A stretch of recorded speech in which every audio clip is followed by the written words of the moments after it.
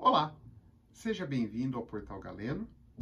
Esse é um vídeo um pouquinho mais técnico, onde nós vamos abordar os detalhes que permitem, pelos exames, classificar o diabetes. Se você não gosta de um vídeo tão técnico, recomendo pular e ir ao próximo vídeo. Do contrário, fique à vontade. Segue a vinheta.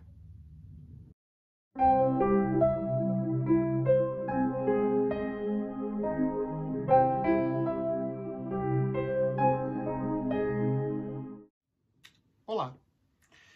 Então, esse é um vídeo um pouquinho mais técnico, onde nós vamos estar abordando sobre a evolução do diabetes, mas em aspectos diagnósticos, né? Como a gente correlaciona isso com o exame. Importante reforçar algumas coisas, que nós temos o teste de tolerância oral à glicose, que nada mais é do que você fazer um teste de açúcar de jejum, glicemia, e tomar 75 gramas de açúcar, e é açúcar mesmo, né? E avaliar após 1 hora, após 2 horas, como o seu corpo está reagindo a isso, tá? No entanto, eu não vou usar esse teste aqui, embora dê para avaliar por ele também, mas o meu objetivo é fazer uma avaliação puramente dos critérios diagnósticos que eu abordei no método passado. Então, eu vou referenciar o teste de glicemia, que é o açúcar no sangue, e vou referenciar a hemoglobina glicada, tá? São os dois testes que eu vou colocar. Porque o teste de tolerância oral à glicose não vai determinar se é insulino dependente ou não, tá? O máximo é fazer a confirmação se é ou não é diabetes, tá? Então, vamos lá. Eu vou reescrever aqui os tipos, tá? As categorias. Então, eu vou deixar aqui a primeira delas, igual eu fiz no outro vídeo, pré-DM, que é o pré-diabetes. O 2, que sim, é o diabetes não insulino dependente, que não depende de insulina externa. E o 3, que é o diabetes que depende de insulina. Primeiro de tudo, como que eu sei se eu tenho ou não pré-diabetes? Eu preciso avaliar aquele estágio inicial de comprometimento do pâncreas. Então, se eu já estou tendo meu açúcar, a minha glicose, mais alta do que o normal. E para isso a gente verifica pelo teste de glicemia, tá? Que é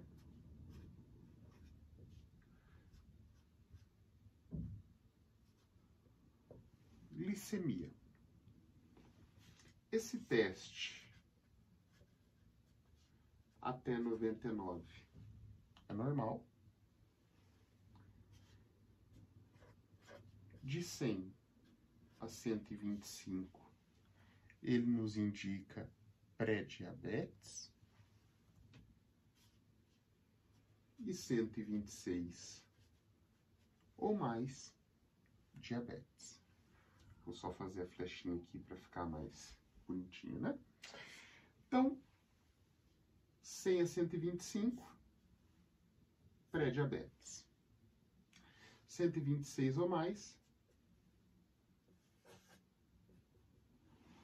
diabetes, tá? Existem algumas coisas importantes. Quando a gente verifica que existe alteração, a gente repete o exame para verificar se não foi alguma falha de jejum, falha de método, né? Mas eu não vou abordar isso. Vamos supor que você faça 3 exames e os 3 deem entre 100 e 125, pré-diabetes, tá? Ok. E como avaliar ou não a dependência de insulina? Aí nós temos o outro teste, que é a glicada, ou glicosilada.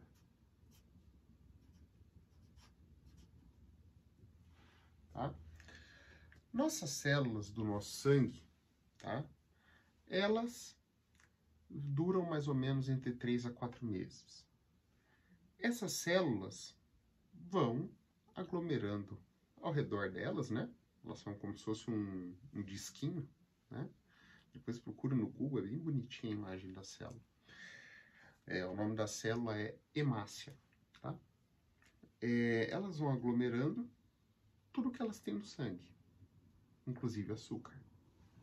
E isso mostra pra gente o seguinte: se eu tenho muito açúcar no sangue, no decorrer desses 3, 4 meses da vida da hemácia, né, essa célula fica glicada, glicosilada, cheia de glicose.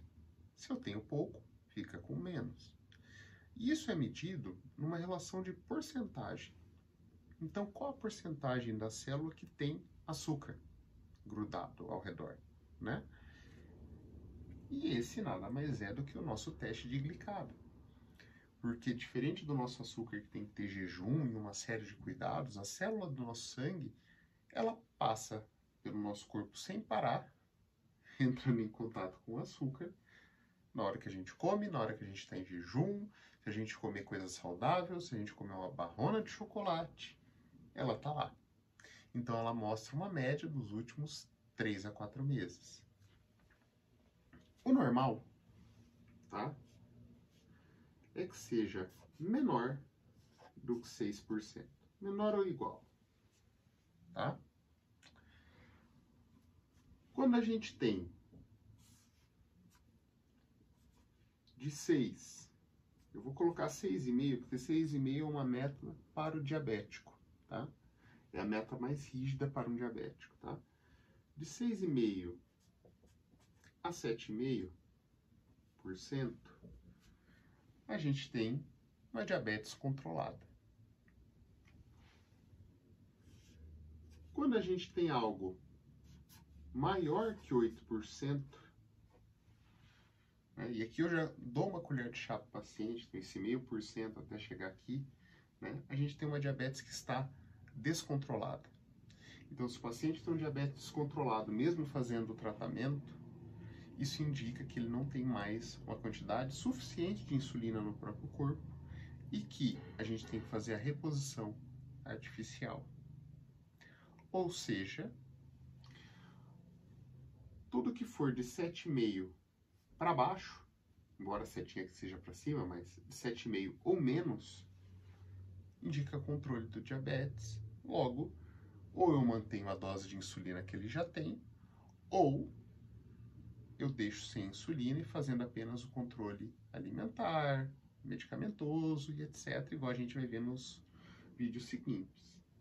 Se ele tiver 8 ou mais, ele depende de insulina e a gente coloca insulina artificial. Basicamente é isso, tá?